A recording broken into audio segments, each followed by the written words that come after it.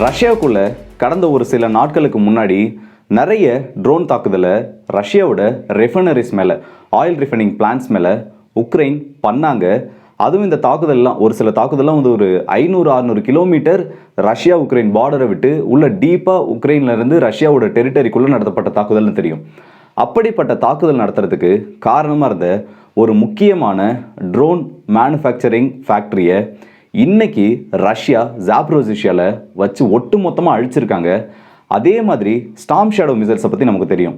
United கிங்டமால் உக்ரைனுக்கு கொடுக்கப்பட்ட, உக்ரைனுக்கு ரொம்பவே ஹெல்ப்ஃபுல்லாக இருந்த ஒரு மிசைலை இன்னைக்கு ரஷ்யாவோட நேவல் பேஸ்டு கப்பல்லேருந்து ஏவப்பட்ட பன்ஷீர் ஏவுகணைகள் சுட்டு கீழே வீழ்த்திருக்கு. ஒரு மிகப்பெரிய அட்டாக்கை பிளாக் சீ ஃப்ளீட் மேலே முயற்சி பண்ண உக்ரைனுக்கு ஒரு பெரிய ஏமாற்றமானது கிடச்சிருக்கு. அதுலேயும் முதல் தடவையாக ரஷ்யாவோட கப்பல்கள்ல இருந்து இந்த மாதிரி ஒரு ஏவுகணை தடுப்பு அமைப்பானது செயல்படுத்தப்பட்டிருக்கு. இது எல்லாம் எப்படி நடந்துச்சுன்னு சொல்லிட்டு இந்த வீடியோவில் டீட்டெயிலாக பார்த்துலாம். ஸோ வாங்க டேரக்டாக வீடியோக்குள்ளே போயிடலாம். நான் உங்கள் ஆக்கே தமிழ் பொக்கிஷன் வழங்கும் டிபி ட்ரெண்டிங்ஸ்.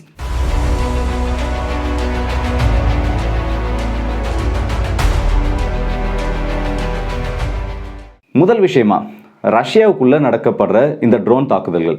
உக்ரைனை பொறுத்த வரைக்கும் உக்ரைன் கிட்ட வெளிநாடுகள்ல இருந்து வந்த நிறைய ட்ரோன்ஸ் இருந்தாலும் உக்ரைன் கிட்டேயே உக்ரைனுக்குள்ளேயே தயாரிக்கப்படுற பல வகையான அன்மேண்ட் ஏரியன் வெஹிக்கிள்னு சொல்லக்கூடிய இந்த ட்ரோன்ஸ் ஆனது இருக்குது. இந்த ட்ரோன்ஸோட சிறப்பம்சம் என்னென்னா, அதிகபட்சமாக இதுங்களோட ரேஞ்ச் 800 900 கிலோமீட்டர் வரைக்கும் ரொம்ப எக்ஸ்டெண்டட் ரேஞ்சுன்னு சொல்லலாம். இப்படிப்பட்ட இந்த ட்ரோன்ஸை வச்சு உக்ரைன் ரஷ்யாவுக்குள்ளே நிறைய தாக்குதலை பண்ணாங்க.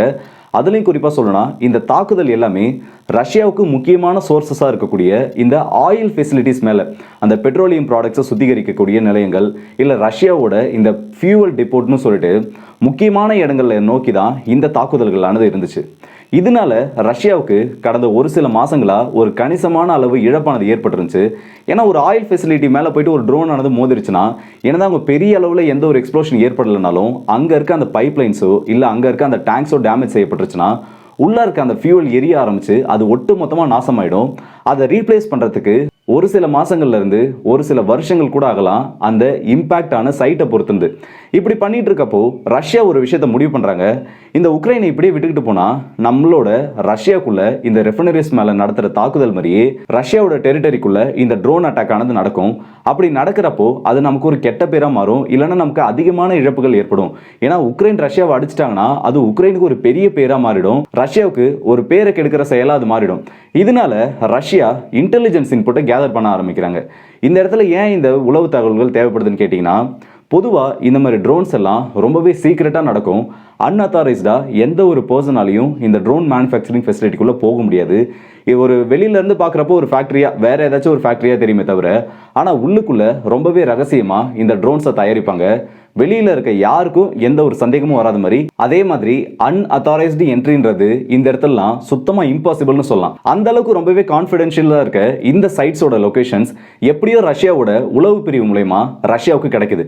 இதில் அவங்களுக்கு கிடைச்ச தகவல் என்னன்னா, ஜாப்ரோசிஷியா ரீஜனில் ஃப்ரண்ட்லைன்ல இருந்து உள்ள தள்ளி ரஷ்யாவுக்கு எதிராக தாக்குதலை நடத்தக்கூடிய ஒரு ட்ரோன் மேனுஃபேக்சரிங் யூனிட் இருக்கு.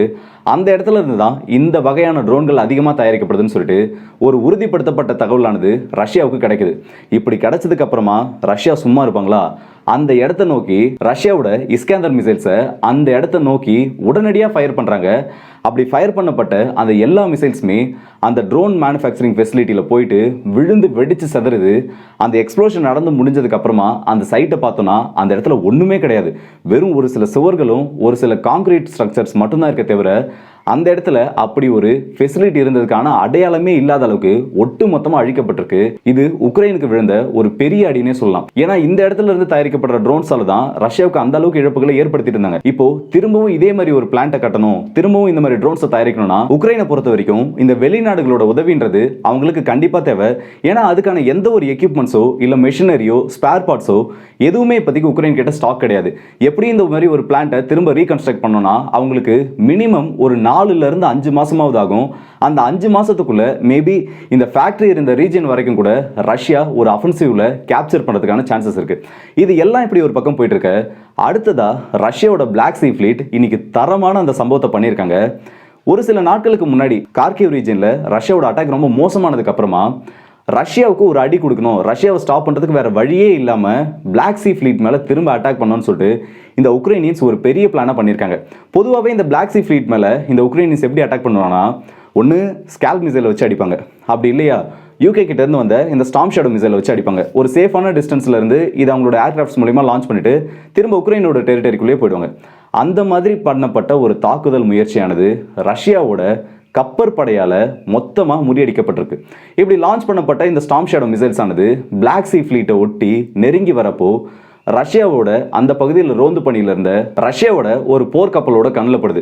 இப்படி கண்ணில் பட்டதுக்கு அப்புறமா இவங்க கிட்ட இருக்கிறதுல எந்த ஒரு மிசைல்ஸ் வச்சு இன்டர்செப்ட் பண்ணலாம்னு முடிவு பண்றப்போ அவங்களுக்கு பன்ஷீர் எம்ன்ற டிஃபென்ஸ் சிஸ்டம் ரொம்பவே கை கொடுக்குதுன்னு சொல்லலாம். பன்ஷீர் சிஸ்டம் பொறுத்த வரைக்கும் நம்ம இது வரைக்கும் கேள்விப்பட்டதெல்லாம் பன்ஷீர் எஸ் வேரியன்ட் தான் கேள்விப்பட்டிருப்போம். இது வந்து ஒரு செல்ஃப் ப்ரொபல்டு ஒரு ட்ரக் மவுண்டட் ஒரு குறைவான தூரத்தில் வரக்கூடிய டார்கெட்ஸை டெஸ்ட்ராய் பண்ணுறதுக்கான ஒரு anti aircraft anti missile defence சிஸ்டமாக பார்த்துருப்போம். ஆனால் இதோட எம் வேரியண்ட்டுங்கிறது பன்ஷீர் எம்ங்கிறது நேவல் ஃபோர்ஸ்க்காக ரொம்பவே சிறப்பாக தயாரிக்கப்பட்டது.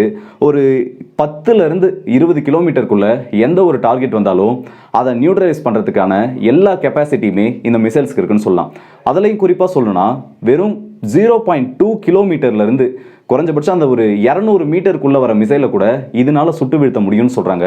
இது இந்த அளவுக்கு எஃபெக்டிவா செயல்படுறதுக்கு முக்கியமான காரணமே இதனால ஒரே டைம்ல 4 டார்கெட்ஸை எங்கேஜ் பண்ண முடியும். நான் சொல்றது ட்ராக் பண்ணுறது கிடையாது.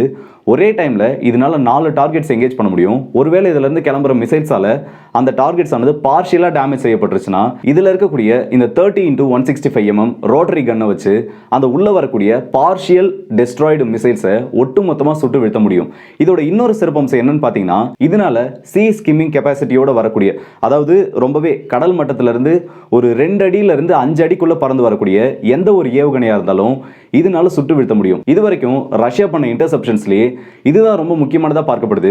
ஏன்னா இந்த மாதிரி ஒரு சிஸ்டம்ஸ் இருக்க கப்பல் எதுவுமே இப்போ ரஷ்யா கிட்ட கிடையாது. ஏன்னா உக்ரைனோட கிளைமை பொறுத்த வரைக்கும் பிளாக் சி ஃப்ளீட்ல 3ல் 1 பங்கு கப்பல்களை இது வரைக்கும் அவங்க அழிச்சிட்டாங்க.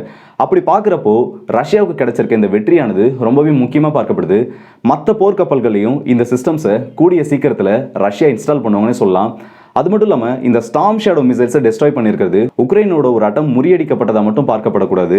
அதே மாதிரி ரஷ்யாவோட மாரல் சப்போர்ட்டை பூஸ்ட் பண்ணுறதுக்கான ஒரு முக்கியமான சம்பவமாக இது பார்க்கலாம். ஏன்னா இந்த ஸ்டார்ம் ஷேடோ மிசைல்ஸ்ன்றது அந்த அளவுக்கு பெரிய பாதிப்பை இந்த பிளாக் சி ஃப்ளீட்டுக்கு ஏற்படுத்தியிருக்கு. ரஷ்யாவோட பல கப்பல்களை சாம்பலாக்கியிருக்குன்னு சொல்லலாம். அப்படிப்பட்ட இந்த மிசைல்ஸையே இந்த பன்ஷீர் டிஃபென்ஸ் வச்சு இப்போ ரஷ்யா அடிச்சு கீழே வீழ்த்திருக்காங்க. ஸோ இந்த வீடியோட எண்டுக்கு வந்துட்டோம். நான் இப்போ இந்த வீடியோ பேசிட்டு இருக்கப்ப இன்னொரு அப்டேட் ஆனது அர்ஜென்டினா கிட்ட இருந்து வந்திருக்கு. அர்ஜென்டினாவோட பிரசிடென்டான ஜேவியர் மிலை ஃபால்க்லேண்ட் ஐலாண்ட்ஸை பற்றி திரும்ப பேச ஆரம்பிச்சிருக்காரு. நாங்கள் திரும்பவும் ஃபால்க்லேண்ட் ஐலாண்ட்ஸை ரெக்கவர் பண்ணுறதை பற்றி யோசிக்க ஆரம்பிச்சிருக்கோம். ஆனால் அது ஒரு பெரிய ப்ராசஸ்ன்னு எங்களுக்கு தெரியும்னு சொல்லிட்டு இன்டைரக்டாக யூகேக்கு எதிராக பேசியிருக்காரு. ஏன்னா அர்ஜென்டினாவுக்கு சொந்தமான இந்த ஐலாண்டு இப்போ யூகேவோட கண்ட்ரோலில் தான் இருக்குது. மேபி அடுத்ததாக ஒரு யுத்தம் வரதுக்கான ஒரு சின்ன அறிகுறியாக கூட இருக்கலாம். ஸோ இந்த வீடியோட எண்டுக்கு வந்துட்டோம். இந்த வீடியோ நம்ம பார்க்க வந்த அப்டேட்ஸ் இவ்வளோ தான். இந்த வீடியோ பற்றி உங்களோட கருத்துக்களை கமெண்ட் செக்ஷனில் சொல்லுங்கள். நல்லதை பகிர்ந்து நல்ல சமுதாயத்தை உருவாக்கும். அடுத்த வீடியோ சந்திப்போம். அதுவரை உங்களிடம் விடுபெறுது உங்களாக இருக்கேன்.